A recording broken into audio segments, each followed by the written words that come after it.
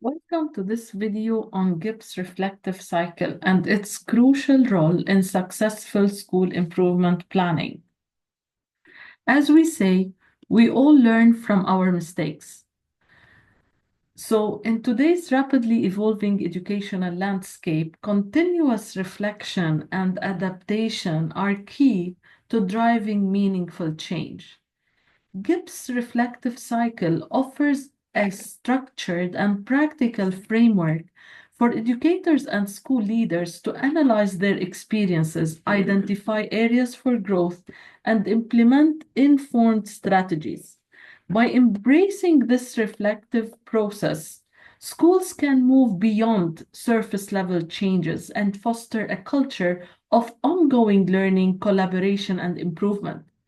Let's explore how this powerful tool can shape more thoughtful and effective school development.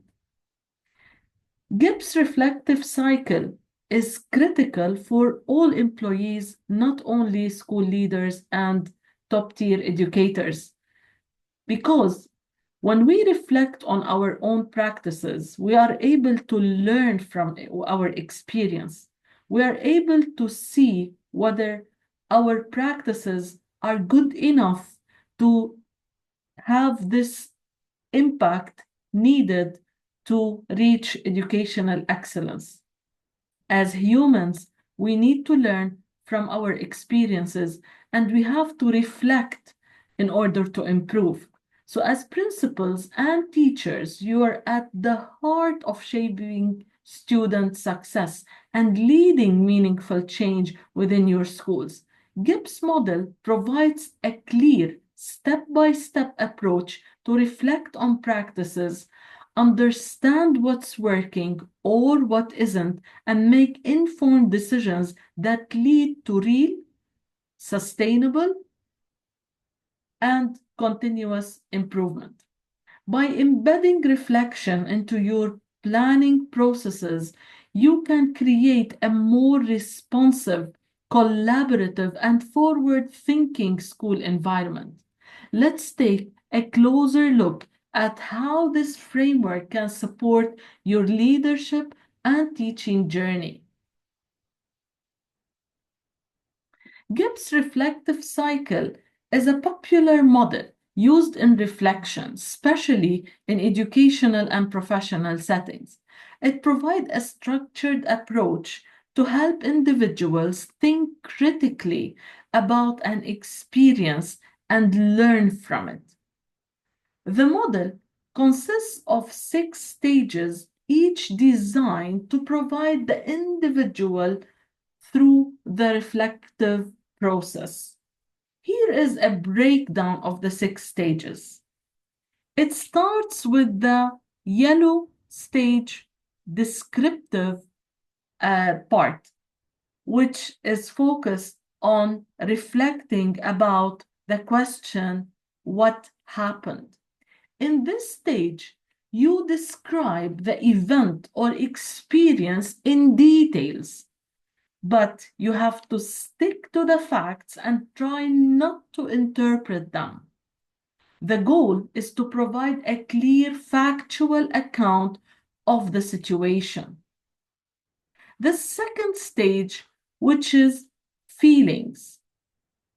In this stage, we're focused on answering the question, what were you thinking and feeling?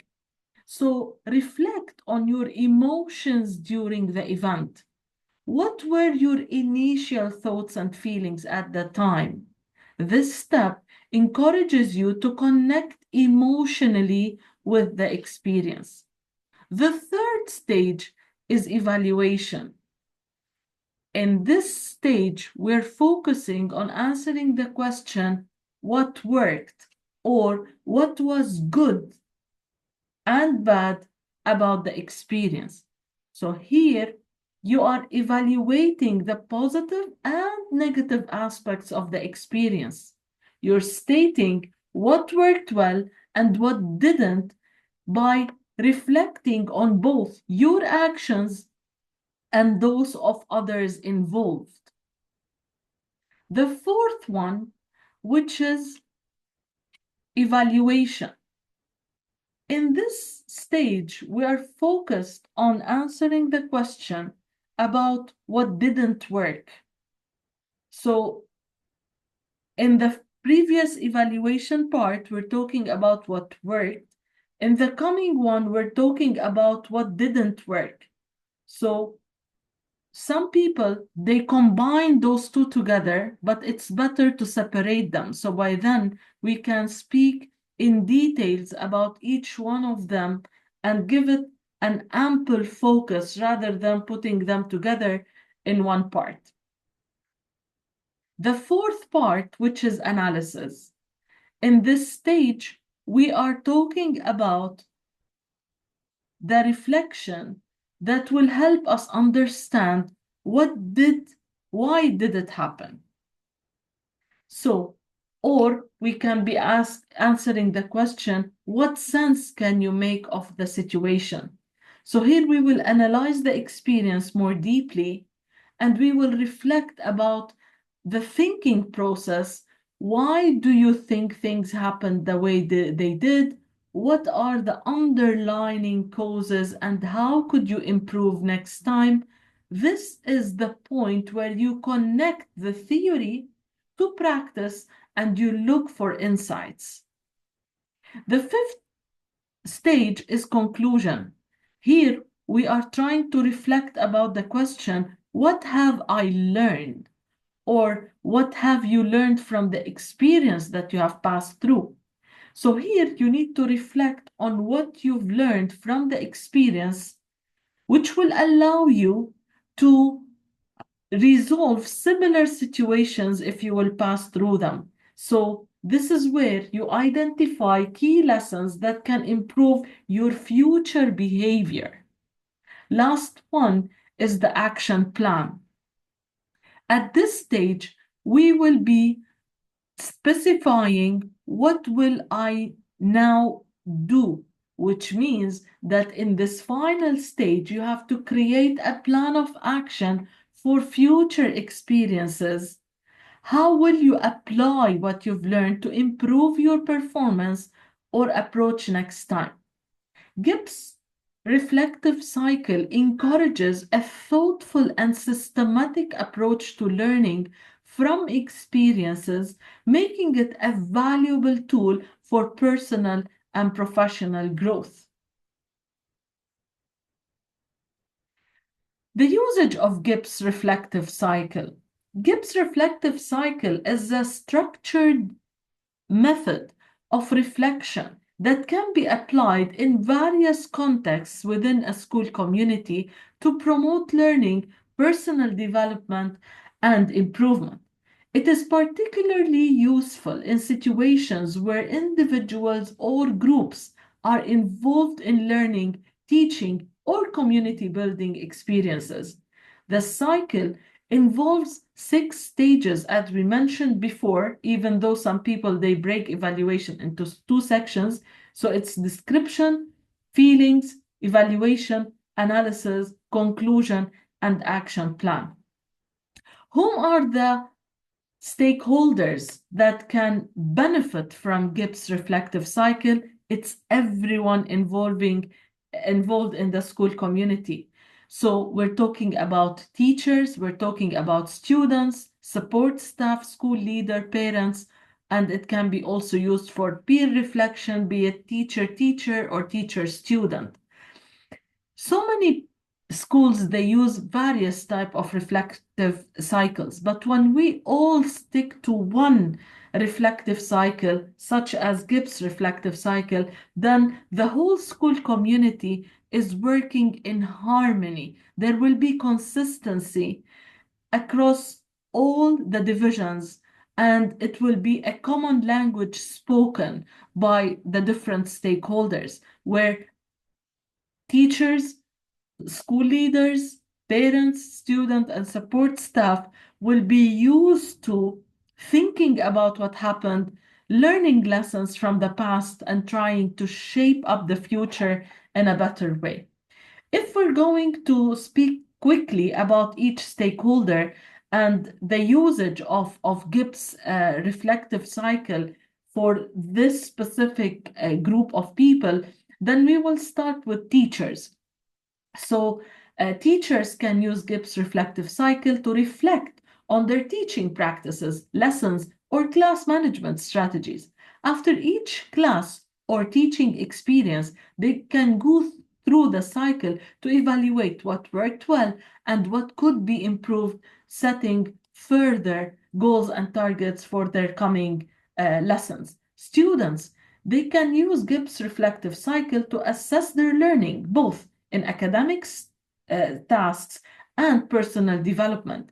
We have posted a couple of weeks ago a very important video on this channel which focused on reflections on the week, which is a very important practice that can make a transformational shift when we talk about students having this ownership of their learning process. And by using Gibbs reflective cycle in that specific practice, students will be indulged in reflecting about what happened during their learning, analyzing how they contributed to their progress, and creating an action plan to work better and to achieve more in future. For school leaders, they can use Gibbs reflective cycle to assess the overall functioning of the school, such as school culture, staff development, and student engagement initiatives. After implementing new programs or procedures, leaders can reflect on their effectiveness and identify areas for improvement.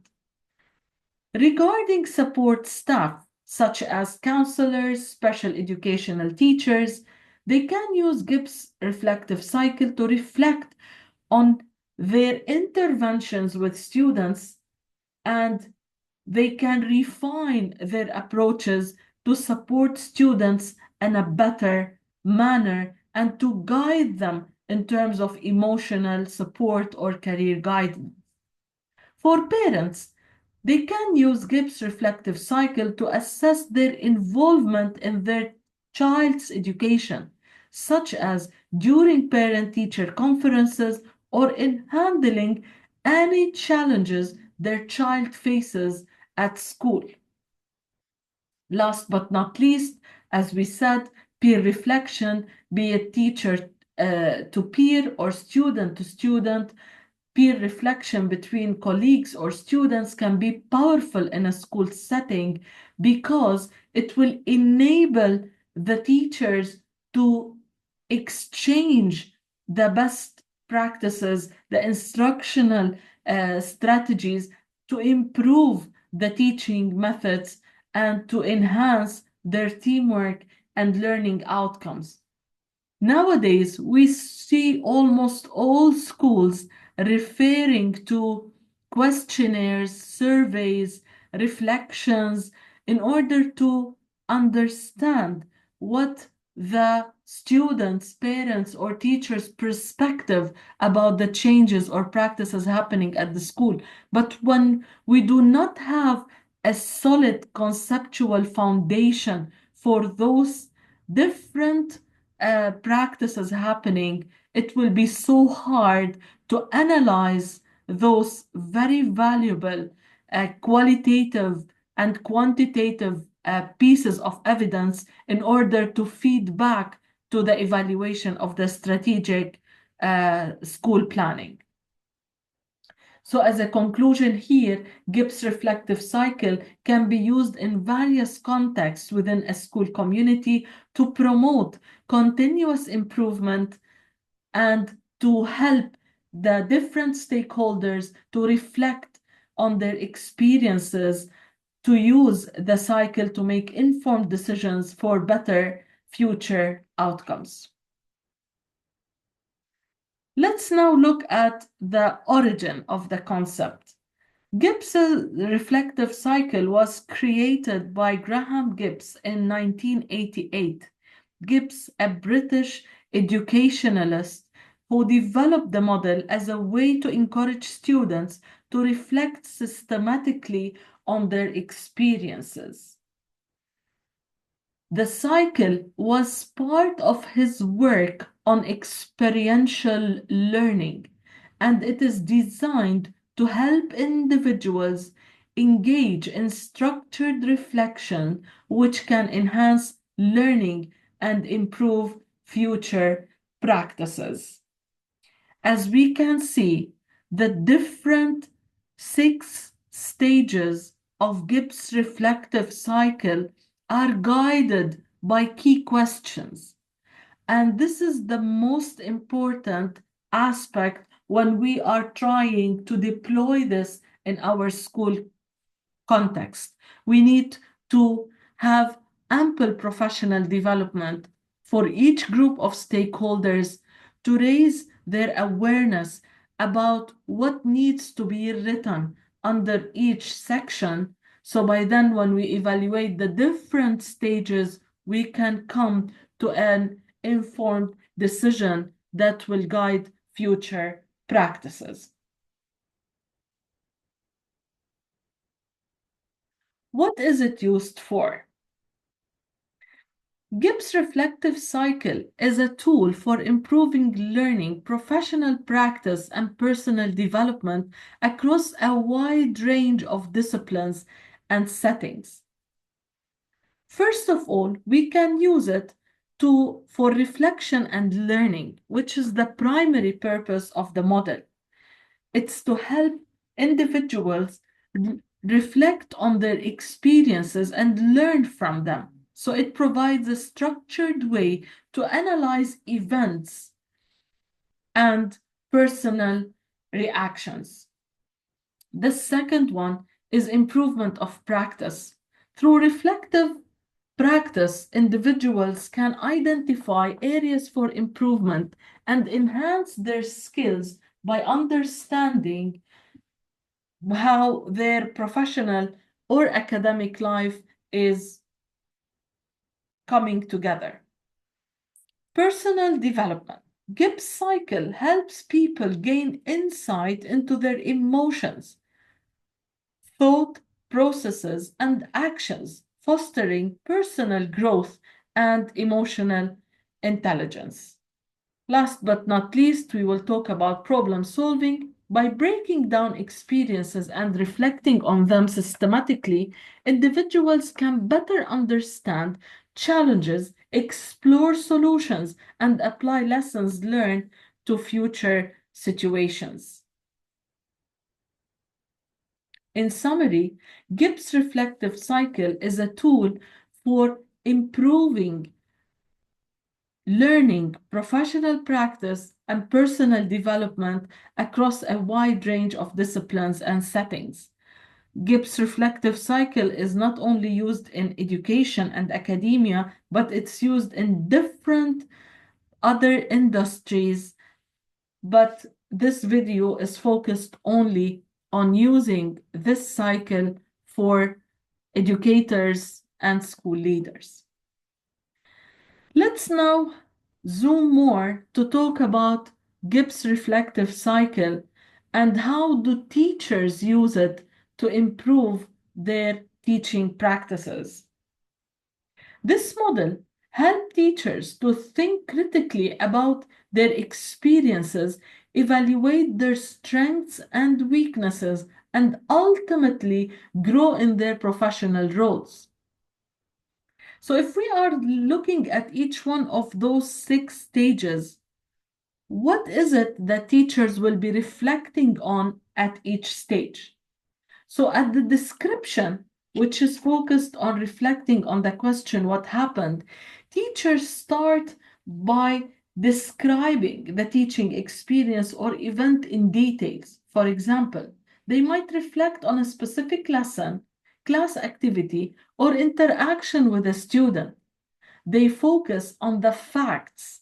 What was the lesson about? How did the students respond? What teaching methods were used? How did the students perform? So it is purely focused on the description of what happened without adding any illustrations, justifications, or details that did not capture what exactly took place in that specific event or lesson.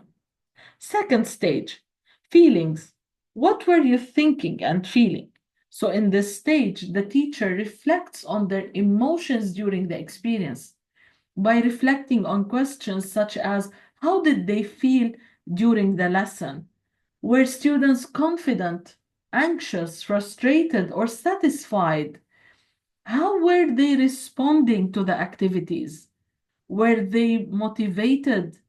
Were they happy about reflecting? Were they talkative? Were they enthusiastic?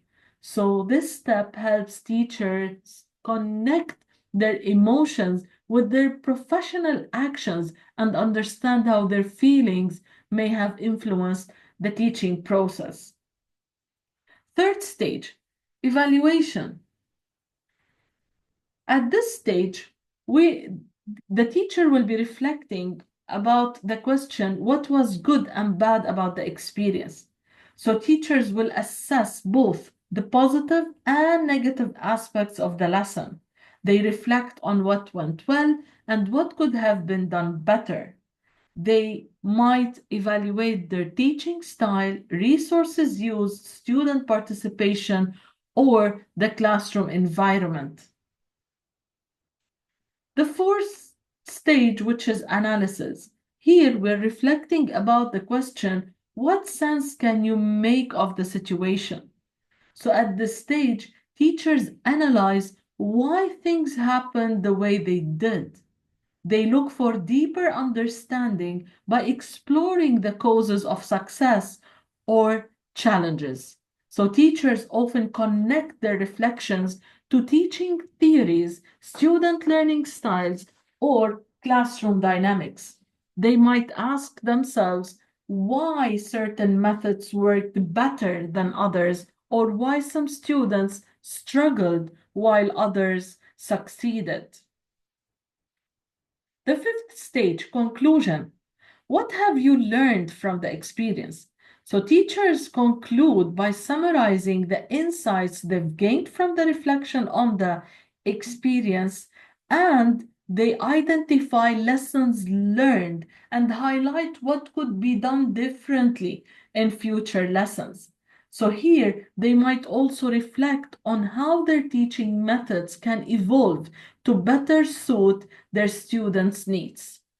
Last stage, which is action plan. Teachers at this stage, they will reflect about the question, if it happened again, what could you do? So this final stage involves creating an action plan for the future.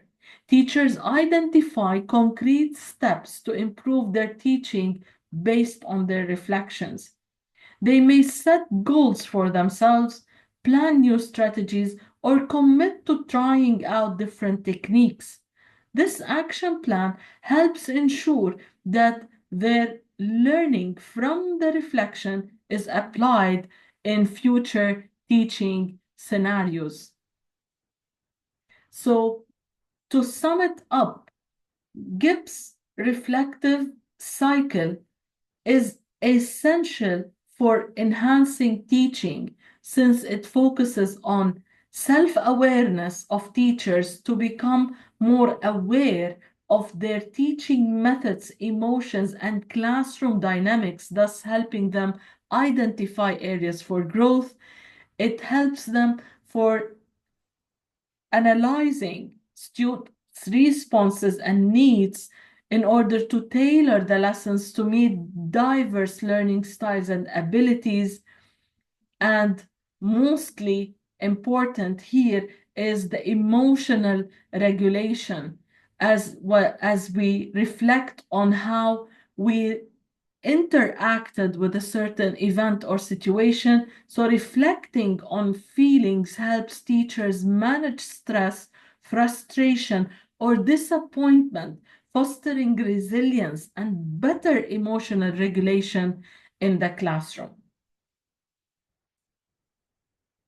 Let's now look at why do teachers use Gibbs reflective cycle. The first one to think about is teaching practice. Gibbs will allow teachers to identify effective strategies and areas where they can improve. And by reflecting on their experiences, they can adapt their teaching methods to better meet the needs of their students. Second one, which is the personal and professional growth. Reflection helps teachers gain deeper insights into their strengths and weaknesses, contributing to their ongoing professional development. The third point is class management. Reflecting on class interactions and management techniques helps teachers adjust their strategies for maintaining a positive and productive class environment. The fourth benefit is enhanced student learning. When teachers reflect on how students are learning, they can modify their approach to better support diverse learning styles and improve students' outcomes. Last but not least, which is what we mentioned previously, the emotional awareness. As teachers, we have to learn to recognize how the emotions affect the teaching and the interaction with students. This awareness can help teachers manage stress and create a more positive learning environment. This model of Gibbs' reflective cycle, which is shared on this slide, is very comprehensive and helpful when we are trying to establish this culture of reflection at our schools. You can find different posters that are age appropriate for each cycle, for each group of stakeholders. So by then, the whole school is systematically working around reflection as a practice and supporting each other to identify the best procedures that are leaving the highest level of impact on improving the school practices. Let's move now to talk about Gibbs' reflective cycle for principals and school educators. So school principals and educators can use Gibbs' reflective cycle to critically analyze and improve their professional practices, decision-making, and leadership. The cycle encourages self-awareness and helps them reflect on their actions and experiences to identify areas for growth, enhance their impact, and develop more effective strategies for managing and improving the school environment. Let's talk about each one of the stages. So, in the description stage, the school principal describes a specific situation which was encountered in the professional workplace. This could involve a leadership decision, class observation, and interaction with staff or student, or the implementation of new initiative. The focus is on being factual and neutral, providing a detailed account without judgment or interpretation. At the second stage, the principals reflect on their emotional responses during the experience. Their feelings might reveal how their emotions influence their actions and how those emotions affected the outcome. Understanding emotions is crucial because they can impact decisions, interactions, and leadership approaches. The third stage. This stage is about assessing the positive and negative aspects of the experience. So here, principals reflect on what went well and what could have been better. This reflection helps to understand which parts of the situation contributed to success and which parts led to challenges. Fourth stage, principals analyze the situation in depth to understand why things happened the way they did. This involves identifying any underlying causes, connecting theory or research to the experience, and considering other perspectives. The goal here is to look at the experience from multiple angles and identify patterns or insights that could inform future actions. The fifth stage, conclusion. Principals summarize the lessons they've learned from the experience. This reflection helps them understand key takeaways and what could be done differently in future situations. They may also recognize their strengths and areas for further improvement. Last stage, which is the action plan. The final step here is creating an action plan for future situations. Principals use this stage to decide on specific changes they will make based on their reflections. Here, the creation of an intervention plan could happen in order to scaffold the strategic plan of the school and helps the principals to achieve successfully all the SMART goals outlined in their annual improvement plans.